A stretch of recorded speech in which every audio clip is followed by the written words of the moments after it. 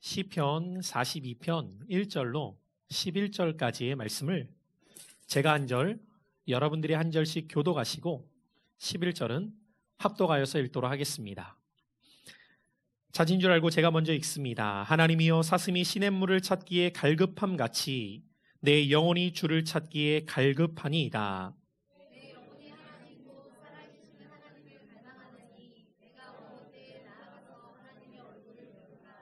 사람들이 종일 내게 하는 말이 내 하나님이 어디 있느뇨 하오니 내 눈물이 주야로 내 음식이 되었도다.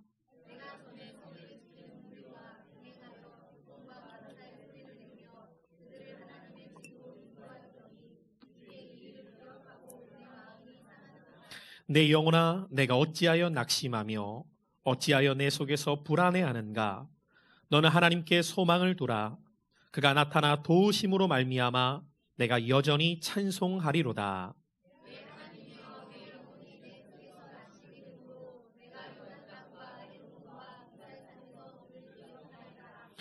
주의 폭포 소리에 깊은 바다가 서로 부르며 주의 모든 파도와 물결이 나를 휩쓸었나이다.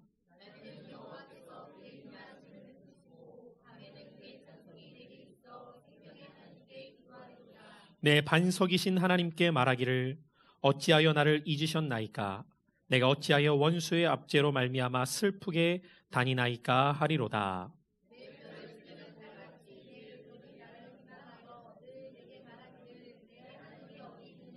함께 내 영혼아, 내가 어찌하여 낙심하며 어찌하여 내 속에서 불안해하는가?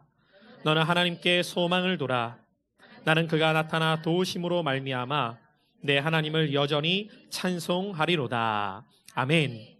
오늘도 주의 전에 나와 주의 말씀을 듣는 여러분 모두에게 주의 말씀이 들려지고 깨달아지는 은혜의 시간 되시기를 예수님의 이름으로 축복합니다. 여름에서 가을의 계절로 환절기, 또 가을에서 겨울로 바뀌는 이 시간 속에서 많은 분들이 또 육체적으로도 질병 때문에 힘들어하고 계시는 것 같아요.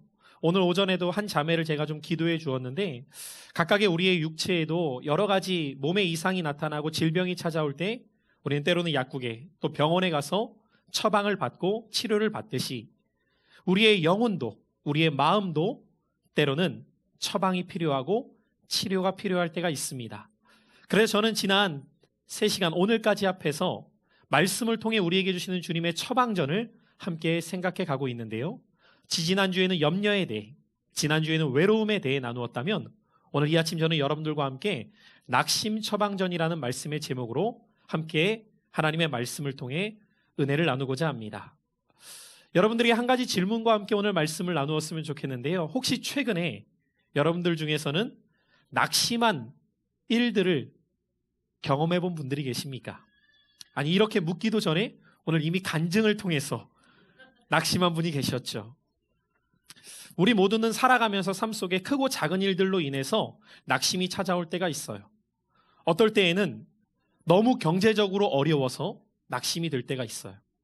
어떨 때에는 내가 무엇인가 계획을 세워놓고 그것을 행하려고 했는데 그 계획이 나의 예상과는 전혀 다른 방향으로 흘러가며 틀어지게 되어서 낙심이 찾아올 때가 있어요.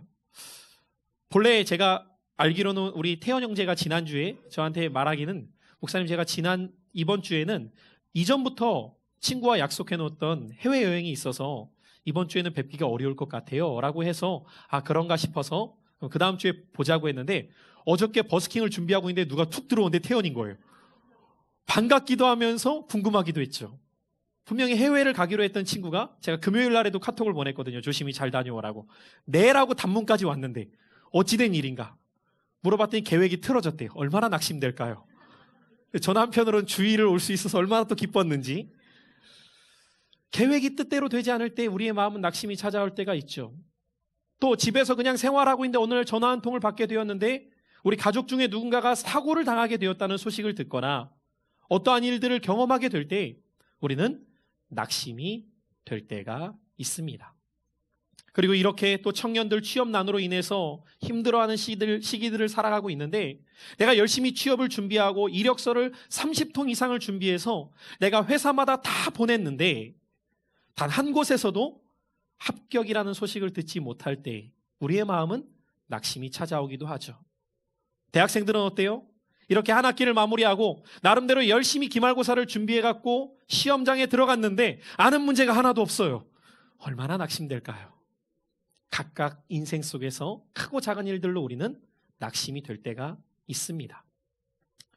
그런데 요한복음 10장의 말씀에 보면은 예수님께서는 우리에게 말씀하시기를 나는 너희들에게 풍성한 생명을 주기 위해 오셨다 말씀하십니다. 주님이 우리에게 원하시는 삶은 우리가 낙심하고 절망하고 괴로움 가운데 살아가는 것이 아니라 생명을 누릴 뿐만 아니라 풍성한 생명을 누리면서 소망 가운데 살아가기를 원하시는 것이 우리 주님의 마음이에요. 그러나 원수 마귀는 어떻게 해서든지 우리의 삶을 낙심된 삶으로 이끌어서 도둑질하고 죽이고 멸망시키는 것이 그의 목적이기도 합니다. 자, 그렇다면 우리는 오늘 이 아침 우리의 삶 속에서 겪게 되는 이 낙심의 일들을 생각해 보면서 그 낙심 가운데 살아가는 것이 주님의 뜻이 아닌 우리에게 찾아오는 낙심 속에서 말씀을 통해 처방하시며 우리에게 소망을 갖고 살아가기를 원하시는 그 주님의 뜻을 우리는 발견해야 될 줄로 믿습니다. 이 낙심이라는 단어를 국어사전적 의미로 찾아보았더니 바라던 일이 이루어지지 아니함으로 마음이 상한 상태라고 기록하고 있더라고요. 그런 의미에서 볼 때 낙심은 주님을 모르는 자에게만 찾아오는 것이 아니라 믿음 가운데 살아가는 우리들에게도 얼마든지 찾아올 수 있다는 거예요. 왜냐하면 이 땅을 살아가는 그 누구도 바라던 일이 다 이루어지는 사람은 없기 때문이죠. 구약 성경에 보면 위대한 믿음의 선지자 한 사람을 우리는 발견하게 되는데 엘리야입니다. 구약의 선지자들을 대표했던 사람이 바로 이 엘리야였는데 그 대단했던 믿음의 사람이었던 엘리야조차도 낙심할 때가 있었어요. 열왕기상 18장 말씀에 보면은 그가 갈멜산에서 바알과 아세라 선지자와의 영적인 전투 가운데 대승을 거두게 됩니다. 그리고 이렇게 대승을 거두게 되었을 때 그는 살아계신 하나님을 높이게 되었고 그곳에 모여 있었던 많은 이들이 여호와 그는 하나님이십니다 라고 외치게 됩니다. 바알과 그 무리들은 기손 시냇가로 내려가서 모두가 다 처형당하게 되었고 이 사건을 통해 엘리야는 이제 아합 왕을 비롯한 이스라엘이 온전히 하나님만을 섬길 것을 바라고 기대했어요. 그런데 그의 예상과는 전혀 다른 상황이 전개가 됩니다. 아합이 이 사건을 그의 아내였던 이세벨에게 전해주게 되었을 때 이세벨은 눈에 불을 켜며 내가 이 엘리야라는 선지자를 죽이지 못한다면 나는 먹지도 않고 마시지도 않겠다라고 다짐할 만큼 혈안이 되어서 엘리야를 죽이고자 찾아 나서게 됩니다. 이 소식을 엘리야가 전에 듣게 되었을 때에 그의 마음에 깊은 낙심이 찾아오게 되어요. 우리는 낙심이 찾아오게 된 엘리야의 모습을 보면서 낙심한 자에게 나타나게 되는 두 가지 현상을 알 수 있게 돼요. 먼저 첫 번째로 낙심한 자에게 나타나는 특징을 보니까 엘리야가 현실을 도피해서 사람들을 피해 혼자만의 시간을 갖기 시작했다는 거예요. 이것이 낙심한 자에게 나타나는 특징이에요. 엘리야가 낙심하게 되니까 그 북이스라엘에서 남쪽에 있는 유다의 지역이었던 부엘세바까지 도망을 치게 됩니다. 사환과 함께 그곳으로 가게 되었는데 거기에서 엘리야는 사환마저 혼자 두고 자기 혼자 하룻길을 광야 깊숙한 곳으로 들어가서 그 누구도 만나지 않을 장소로 향하게 됩니다. 여러분, 사람이 낙심하게 되잖아요. 그러면 사람조차 만나기 싫어지게 되어요. 혹시 여러분들 이 가을에 나는 왠지 모르게 사람이 만나기 싫어져. 가을이어서 그런 게 아니라 여러분 안에 낙심한 일이 있을지 몰라요. 사람이 싫어지는 거예요. 혼자만의 장소를 찾아다니는 거죠. 그래서 여러분들 멀쩡하게 신앙생활을 잘하던 분들 가운데에도 낙심하게 되면 교회도 오지 않아요. 사람을 만나기 싫은 거예요. 두 번째 특징은 뭐냐면 여기에서 끝나는 것이 아니라 삶의 의욕이 완전히 사라져 버립니다. 엘리야가 하룻길을 걸어가서 광야 깊은 곳으로 들어가게 되었을 때 그곳에서 하나님을 향해 뭐라고 말하냐면 주님, 이제 내가 족하오니 내 생명을 거두어 주십시오 라고 말해요. 얼마 전까지만 하더라도 갈멜산에서 그 담대함 속에 하나님을 높였던 엘리야의 모습은 온데간데 없고 이제는 자신을 죽여달라는 거예요. 낙심이 왜 무서운지 아십니까, 여러분들? 사람이 낙심하게 되면은요, 더 이상 삶의 의욕을 갖지 않게 됩니다. 오늘날 우리가 살아가고 있는 이 현대인들의 모습을 보십시오. 왜 이토록 과거에 비해서 물질적으로는 풍요로움을 누림에도 왜 이토록 스스로 목숨을 끊는 사람들은 많아질까요? 여러분들 이미 아시는 분은 다 아는 것처럼 우리나라가 OECD에 속한 국가 가운데의 자살률이 1위입니다. 그 어느 때보다도 대한민국 사회는 부유함을 누린다고 말은 하지만 사람들의 마음은 더 곤궁에 처해 있고, 낙심에 놓여 있는 수많은 사람들이 자신이 바라던 것이 이루어지지 않게 되자 스스로 목숨을 끊어버리는 거예요. 그러나 여러분들 기억하십시오. 그 배후에는 영적 세력이 있다는 거예요. 원수 마귀의 목적은 어떻게 해서든지 간에 사람들의 삶을 도둑질하고 죽이고 멸망시키도록 그의 마음에 낙심을 주어서 그 스스로 삶의 의욕을 잃게 만들어서 극단적인 행동까지 취하게 만든다는 거예요. 그래서 우리는 엘리야도 낙심했듯 믿음의 사람도 낙심할 수 있다는 것을 기억하며, 낙심이 중요한 것이 아니라 그 낙심을 우리가 어떻게 딛고 일어서서 소망의 삶으로 나아갈 수 있는가를 주님의 말씀을 통해 처방받는 자들이 되어야 할 줄로 믿습니다. 혹시 오늘 이 말씀을 듣는 여러분들 가운데에도 예배의 자리까지는 나왔지만 마음속에 낙심이 있는 분들이 있다면 오늘 이 말씀을 통해 주님이 주시는 소망의 마음을 붙잡으시고 여러분들의 삶을 이겨나갈 수 있는 믿음의 삶 되시기를 예수님의 이름으로 축복합니다. 우리가 함께 읽었던 이 시편 42편의 내용도 시인은 낙심에 처해 있었던 사람이었어요. 본래 그는 어떤 사람이었는가를 우리는 4절을 통해 발견하게 되는데요. 자, 우리 한번 4절의 말씀을 같이 읽어볼까요? 함께 읽습니다. 내가 전에 성의를 지키는 무리와 동행하여 기쁨과 감사의 소리를 내며 그들을 하나님의 집으로 인도하였더니 이제 이 일을 기억하고 내 마음이 상하는도다.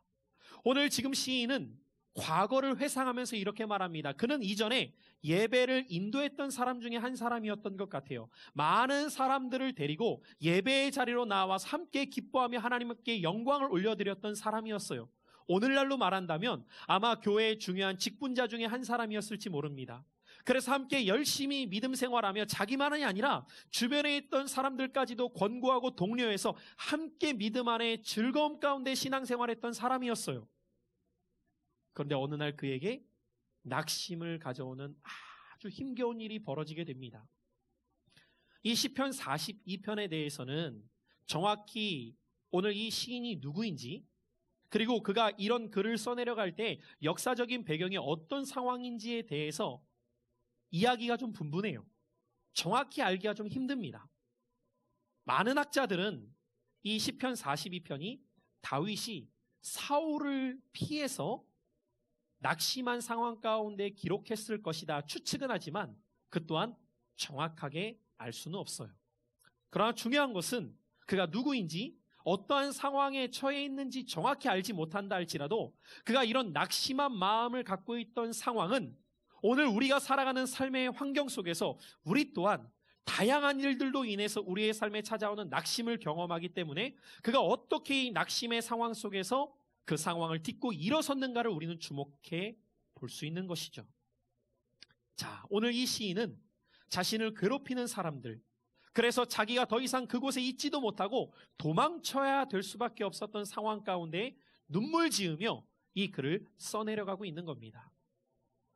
여러분, 사람이 환경 때문에도 낙심할 수 있지만 오늘 그를 더 힘겹게 만드는 것은 그가 가장 중요하게 여기는 가치가 흔들릴 때 그는 낙심할 수밖에 없어요. 여러분, 믿음의 사람에게 있어서 그를 가장 힘겹게 만드는 것은 무엇일까요? 겉의 환경이 아니에요. 그가 그 어려운 환경 속에서도 하나님을 의지하면서 하나님을 붙들면서 이 상황을 이겨내려고 할 때 주변에 있는 사람들이 그를 향해 이렇게 말하는 것입니다. 너가 믿는 하나님이 살아계시기는 한 거야? 여러분, 이 말을 들을 때 그의 근간이 흔들리는 고통이 찾아오기 시작하는 거죠. 오늘 시인은 자신이 처해 있는 고통스러운 상황 속에서 하나님, 지금 제 상황 아시죠? 제 마음 아시죠? 이렇게 하나님 의지하면서 붙들고 견디고 있는데 주변에 있는 사람들이 그를 향해 이렇게 말하는 거예요. 너가 믿는 하나님이 살아계시기는 한 거야? 너와 함께 하시는 거야? 자, 3절의 말씀이에요. 같이 한번 읽어보겠습니다. 시작. 사람들이 종일 내게 하는 말이 내 하나님이 어디 있느뇨 하오니 내 눈물이 주야로 내 음식이 되었도다. 여러분, 믿는 자에게 있어서 가장 축복의 고백은 무엇이냐면 너의 삶을 보니 하나님이 함께 하시는구나. 이것이 가장 축복의 말인데 믿는 사람에게 있어서 가장 고통스러운 말은 무엇이냐면 너의 삶을 보니까 하나님이 없는 것 같아. 야, 하나님이 너와 함께 하신다면 어떻게 너의 삶이 이럴 수 있어? 여러분, 이런 이야기를 만약에 듣는다면 여러분들의 심정은 어떻겠어요? 오늘 시인이 지금 그런 거예요. 정말 하나님 앞에서 믿음으로 살아가려고 하는데 자꾸만 삶은 어려워지는 거예요. 내 뜻과는 다르게 자꾸만 계획이 틀어지는 겁니다. 오해를 받기 시작하고 사람들이 점점 내 삶을 바라보면서 힘겨워지는 내 삶을 향해 이렇게 말하는 거죠. 하나님이 너의 삶에 계시기는 한 거야? 이 이야기를 듣게 되었을 때 시인은 눈물밖에 안 나는 거예요. 얼마나 눈물을 많이 흘렸는지 내 눈물이 주야로 내 음식이 되었대요. 여러분, 그런 경험을 해보실 때가 있으셨어요?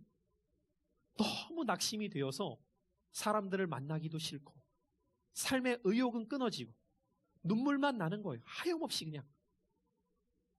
눈물이 음식이 되는 거예요. 여러분, 진짜 사람이 낙심하잖아요. 밥도 안 들어가요. 어떤 분들은 그러더라고요. 이럴수록 밥이라도 잘 먹어야 돼.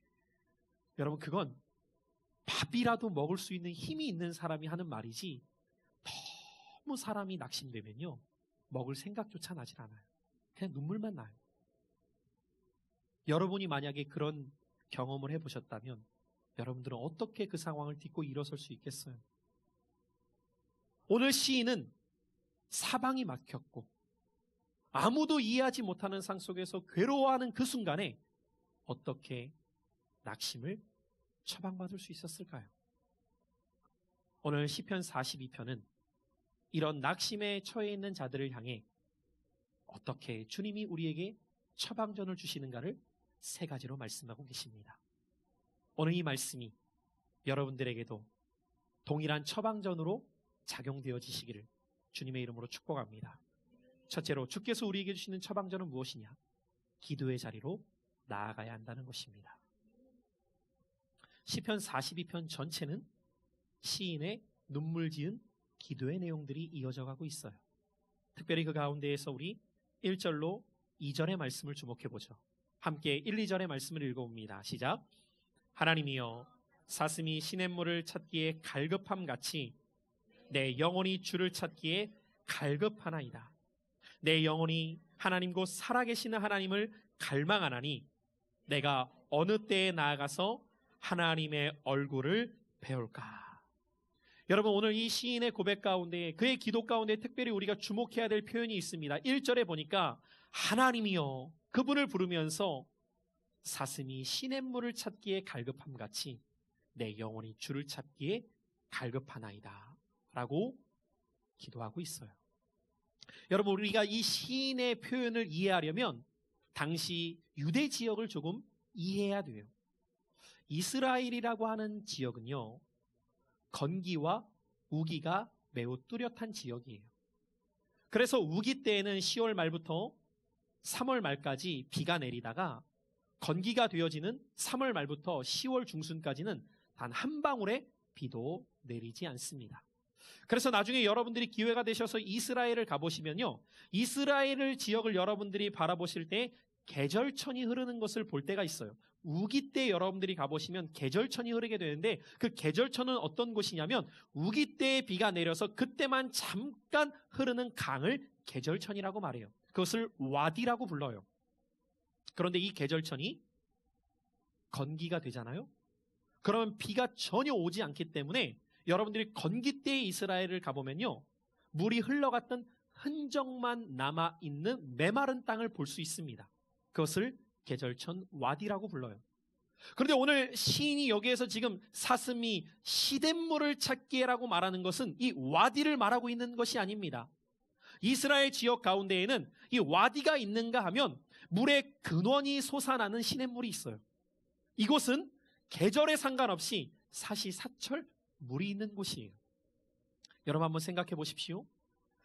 지금 시인이 사슴이 시냇물을 찾기에라고 표현하는 것은 물의 근원을 말하는 이 시냇물을 말하고 있는 거예요. 그 말은 무엇이냐면 와디는 물이 있을 때도 있지만 없을 때도 있어요. 그러나 시냇물은 언제나 물이 있는 곳입니다. 그러면 지금 사슴이 시냇물을 찾기에 갈급함 같이 내 영혼이 주를 찾나이다라고 말하고 있는 것은 내가 이러한 간절한 마음으로 기도하면서 하나님을 찾을 때 하나님을 찾는 자에게 하나님은 계실 때도 있고 안 계실 때도 있는 분이 아니라 내가 그분을 찾을 때 그분은 언제나 계시는 분이시기에 나를 만나주시는 분이십니다.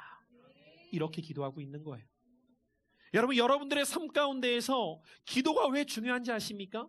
기도는 하나님을 찾는 것이고 기도는 하나님을 찾을 때에 하나님은 그 찾는 자를 언제나 만나주시는 분이시기 때문이에요.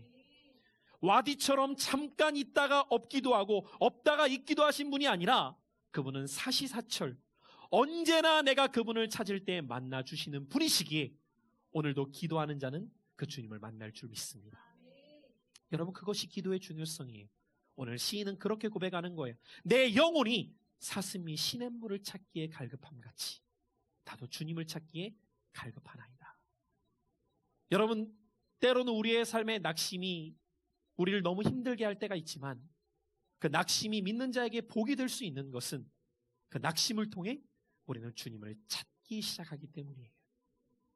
시편의 말씀에 보면 고난당하는 것이 내게 유익이라고 말합니다. 여러분, 어떻게 고난이 유익일 수 있을까요? 고난이 유익이 될 수 있는 것은 믿음의 사람에게 고난은 주님을 찾는 통로가 되기 때문이에요. 혹시 오늘 이 아침에도 여러분 안에 낙심의 마음이 있는 분들 계신다면 그 마음을 들고 기도의 자리로 나아가시기를 주님의 이름으로 축복합니다. 잠언서 8장 17절은 우리에게 이렇게 말씀하고 있습니다. 나를 사랑하는 자들이 나의 사랑을 입으며 나를 간절히 찾는 자가 나를 만날 것이니라. 그 간절함이 어떠한 간절함이냐? 오늘 시인은 사슴이 시냇물을 찾는 갈급함처럼 찾으라는 거예요. 목마른 사슴을 한번 생각해 보세요. 그 어느 곳에서도 물을 발견하지 못해요. 발견하지 못하는 것은 못하는 것으로 끝나는 것이 아니라 그 상태가 지속되면 죽는 겁니다. 그런 사슴이 시냇물을 발견했다고 생각해 보세요. 그 기쁨은 이루 말할 수가 없을 거예요. 여러분, 여러분들이 낙심된 마음을 가지고 기도의 자리로 나아갈 때 여전히 내 마음은 괴롭습니다. 힘듭니다. 죽을 것 같아요. 그런데 그 순간 여러분들이 기도의 자리로 나아가서 주님을 찾다가 주님을 만나게 되면 여러분들의 그 기쁨은 이전과 비교할 수 없는 기쁨으로 부어지기 시작하는 거예요.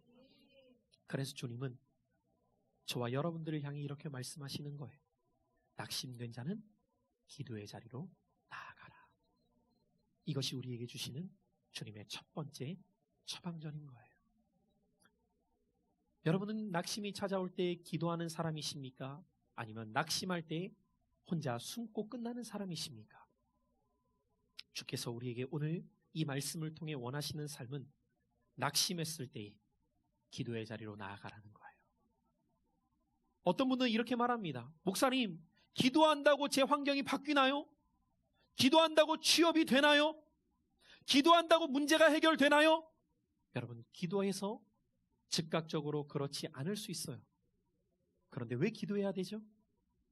기도하면 환경은 안 바뀌어도 내 마음을 새롭게 하시는 하나님의 은혜가 부어지기 때문이에요.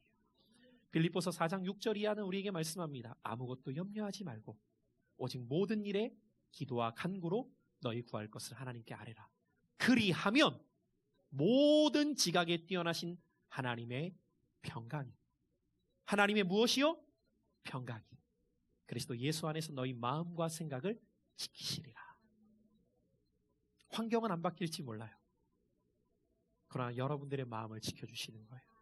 우리 간증했던 집사님도 그런 고백을 하시죠. 내가 하나님이 주시는 그 마음을 붙잡았을 때 환경이 당장 달라지진 않아요. 통장의 잔고가 여전히 부족할 수 있어요. 그러나 나의 마음과 생각을 지켜주십니다. 우리 집사님만 그런 고민할까요? 저도 고민해요. 주님, 잔고가 말랐네요. 주님, 교회의 재정이 부족하네요. 여러분, 끊임없이 우리는 그런 문제 앞에 놓일 때가 있어요. 그때 그 문제를 들고 주님 앞에 나아가는 거예요. 어제도 제가 밤에 잠이 안 오는 거예요. 여러분, 잠이 안 올 때 믿지 않는 사람은 고민이 많다고 말해요. 근데 믿음의 사람은 기도하라는 사인이라고 말해요. 잠이 안 오니까 어떻게 했느냐? 기도하는 거죠. 주님과 대화하는 거예요. 주님, 잠이 안 오네요. 내일 주일 설교해야 되는데 왜 안 재우시나요? 2시가 돼도 잠이 안 오는 거예요. 그러면서 교회를 생각하게 하시는 거예요. 주님이 저에게 무슨 말씀을 사인으로 주시냐면 이런 말씀을 자꾸 깨닫게 하시는 거예요. 주님, 교회에 이것도 필요하고요. 이것도 부족한 거 아시죠? 근데 주님, 감감히 생각해 봅시다. 교회를 누가 개척해 하셨나요? 당신이 시켰잖아요. 그럼 주님, 시키신 분이 책임도 져야죠. 여러분, 때로는 주님을 긴장시켜야 돼요. 어떻게 긴장시키냐? 그분이 뜻하는 대로 행하면서 그분을 긴장시켜야 돼요.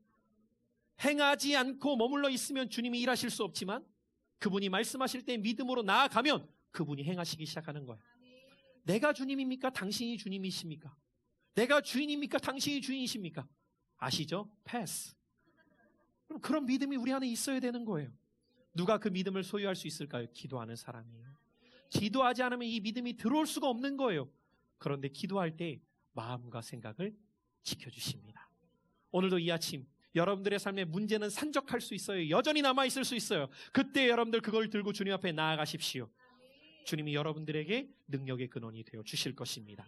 둘째로, 오늘 낙심한 자에게 주님이 주신 처방전은 무엇이냐? 같이 한번 따라해 봅시다. 자신의 영혼을 향해 믿음으로 선포하십시오. 오늘 특별히 5절과 11절을 우리가 주목해서 보게 되는데 5절의 말씀입니다. 함께 읽어보죠. 시작. 내 영혼아, 내가 어찌하여 낙심하며 어찌하여 내 속에서 불안해하는가? 자, 여기까지만요. 11절도 우리 다시 한번 읽어보겠습니다. 시작. 내 영혼아, 내가 어찌하여 낙심하며 어찌하여 내 속에서 불안해하는가? 여러분, 여기까지 말씀을 보시면 지금 시인은 누구에게 말하고 있어요? 자신의 영혼에게 말하고 있는 거예요. 마치 영혼을 꾸중하듯이 이렇게 말하는 겁니다. 내 영혼아, 내가 어찌하여 낙심하며 어찌하여 내 속에서 불안해하는가? 자신의 영혼을 향해 믿음으로 선언하고 있는 거예요. 선포하고 있는 거예요. 여러분, 의학 용어 중에서도 플라시보 효과라는 용어가 있어요. 의사가 환자를 처방하게 될 때 그 환자의 질병과 아무런 상관없는 밀가루로 그냥 처방을 하면서 이렇게 말합니다. 이 약을 먹으면 당신은 반드시 나을 겁니다. 환자는 의사의 말만 믿고 아무런 상관이 없는데 그 밀가루를 처방전이라고 받아서 먹습니다. 놀라운 것은 나을까요? 안 나을까요? 낫는 경우가 있다는 거예요. 이것이 플라시보 효과예요. 군대에 가면 형제님들은 아시죠? 만병통치약이 있습니다. 흰색 알약입니다. 발이 아파도 그 약 줍니다. 머리가 아파도 그 약 줍니다. 몸이 아파도 그 약 줍니다. 그런데 낫습니다. 이것이 군대의 위력이에요. 갔다 와본 분들은 아시죠? 그 흰 약. 똑같아요. 근데 나아요. 이것을 플라시보 효과라고 해요. 여러분, 때로는요, 우리의 마음에 낙심이 찾아왔을 때 여러 가지 해석하려고 하지 마세요. 이론적으로 여러분들이 많은 것을 공부해서 그것이 낫는 것이 아니에요. 때로는 여러분들 안에 낙심이 찾아올 때 간단하게 끝날 수 있는 문제가 있습니다. 낙심하지 마! 여러분, 내 영혼을 향해 선언하셔야 돼요. 아이들을 향해서도 여러분들 그럴 때가 있죠. 아이들이 자꾸 싸워요. 너희들 왜 싸우니? 뭐가 문제니? 안 고쳐져요. 한마디면 끝나요. 싸우지 마! 그럼 안 싸워요. 여러분, 하나님께서는요, 믿는 자에게 말의 권세를 주셨다는 것을 기억하셔야 돼요. 오늘 하나님께서는 여러분들의 영혼을 향해 이렇게 믿음으로 선포하면서 살아가도록 입술에 권세를 주신 거예요. 같이 한번 우리 믿음으로 자신의 영혼을 향해 이 아침 선포합시다. 내 영혼아, 낙심하지 말지어다. 여러분, 이 믿음의 선포를 하나님께서 여러분들에게 입술의 권세로 주신 것을 깨닫고 날마다 믿음으로 선포하며 살아가는 자들 되시기를 축복합니다. 언어가 생각을 지배합니다. 여러분들의 생각에 지배당하는 인생이 아니라 여러분들의 언어로 여러분들의 생각을 지배하며 살아갈 수 있어야 돼요. 내가 자꾸만 우울해요. 그럼 여러분들의 영혼을 향해 말해야 돼요. 내 영혼아, 우울하지 말지어다. 믿음으로 선포하면 그 하루를 그렇게 살아갈 수 있는 거예요. 자꾸만 내 마음이 우울하고 낙심된다고 해서 그 마음을 따라가게 되면 힘들다가 결국은 내 영혼이 죽음에 이르게 되는 거예요. 목사도 그럴 때가 있거든요, 여러분들. 목사라고 해서 언제나 어떻게 행복할 수 있겠어요? 언제나 웃을 수 있겠어요? 꼭 꽂아야죠. 불가능해요, 여러분들. 그럴 때마다 언제 목사는 그 믿음을 작동하느냐? 내 마음을 따라가는 것이 아니라 믿음으로 선포하기 시작하는 거예요. 오늘도 나는 하나님 안에서 승리하는 삶을 살 것이다. 내 부족을 하나님은 채워주실 것이다. 내 건강도 지켜주실 것이다. 여러분, 믿음으로 선포하셔야 돼요. 주일이에요. 여러분들 자꾸만 몸이 아파요. 그러면 거기에 져서는 안 돼요.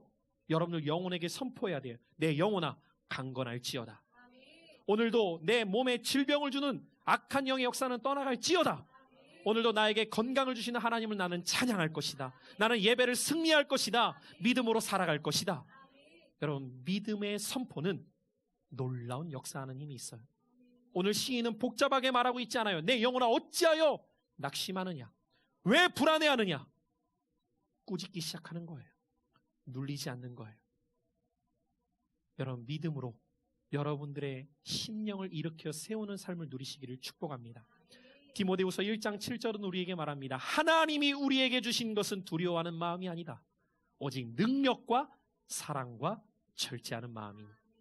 여러분, 분명히 아셔야 될 것은 낙심은 하나님이 주신 마음이 아니라는 거예요. 불안과 두려움과 우울은 하나님이 주시는 마음이 아니라는 거예요. 그래서 여러분들 안에 낙심의 마음이 찾아왔으면 불법 주차했어요. 빼내셔야 돼요. 그냥 두면 안 돼요. 여러분 안에 두려움이 찾아왔어요. 하나님 주신 마음이 아닌 것은 여러분들이 묵상하고 있으면 안 돼요. 쫓아내 버리셔야 돼요. 다시 한번 믿음으로 선포합시다. 내 안에 두려움은 예수의 이름으로 명하노니 떠나갈지어다. 여러분, 믿음으로 선포하십시오. 오늘 이 하루도 괜히 우울해요? 우울하지 마. 선언하시라고요. 괜히 기운이 없어요? 기운 없지 마. 선언하시라고요. 자꾸 아플 것 같아요? 아프지 마. 제가 여러분들 개척한 다음에 1년 동안 달려올 때 얼마나 에너지를 많이 쓰겠어요.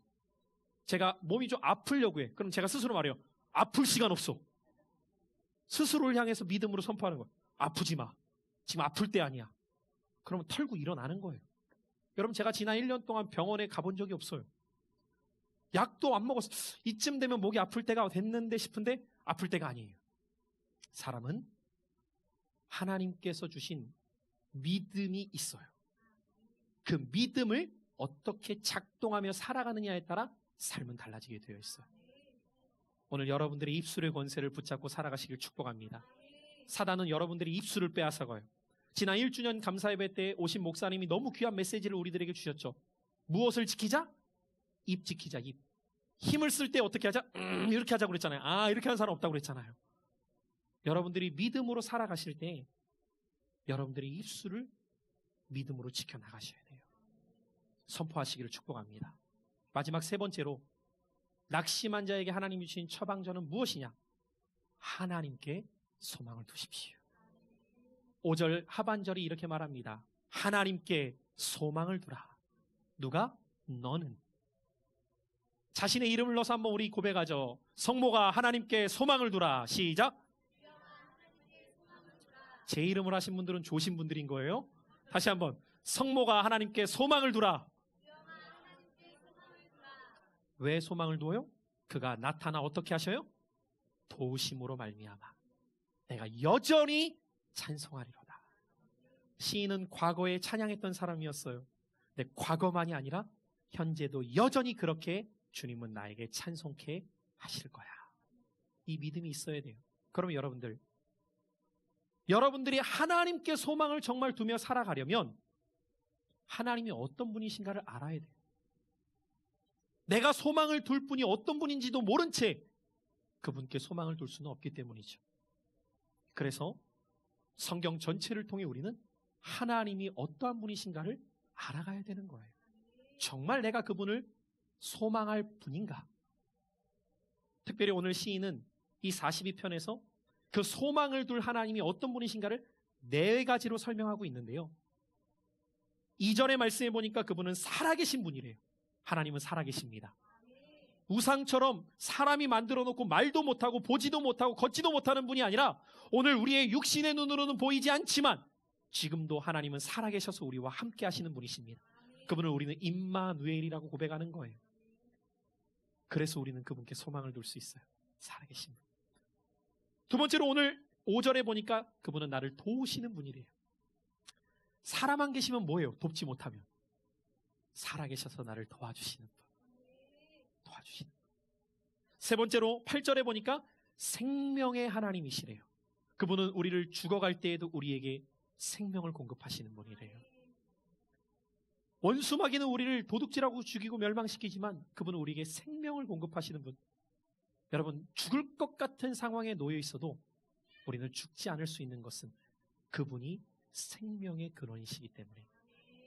그리고 네 번째로 9절에 보니까 그분은 반석이신 하나님이래요. 반석의 특징은 뭐예요? 견고하잖아요. 견고. 여러분들이 어떠한 위기의 상황에 있어도 그분이 여러분들을 든든히 붙잡아 주실 거예요. 그래서 여러분, 우리는 연약해요. 여러분, 여기 종이가 있어요? 만약에 여러분들이 종이에다가 세게 손가락으로 찌른다. 뚫릴 수 있겠죠. 그런데 이것을 만약에 반석에다가 탁 붙여놔요. 난 뚫을 수 있어. 열심히 하십시오. 손가락이 부러질 겁니다. 장담할 수 있어요. 연약한 우리의 인생이지만 반석 대신 주님 붙어 있으면 절대로 우리는 뚫리지 않아요. 내가 강하기 때문에 인생을 살아가는 것이 아니에요. 연약하지만 내가 연약할수록 더 귀히 여기시는 주께서 우리의 반석이 되어 주실 것입니다. 말씀의 결론입니다. 사랑하는 성도 여러분들, 오늘 혹시 이 아침 여러분 안에 크고 작은 일들로 낙심의 마음이 찾아올 때 오늘 주께서 주시는 처방전을 붙드십시오. 그리고 섭취하십시오. 그래서 주님, 내가 기도의 자리로 나아가겠습니다. 내가 내 영혼을 향해 믿음으로 선포하겠습니다. 그리고 거기에서 멈추지 않고 소망을 하나님께 두며 그 하나님께서 살아계시고 도와주시며 생명의 근원 되시고 반석이 되어주셔서 나의 인생을 인도하여 주시옵소서. 그렇게 기도하며 나아가는 자에게 주께서는 낙심의 마음을 소망의 마음으로 새롭게 하실 것입니다.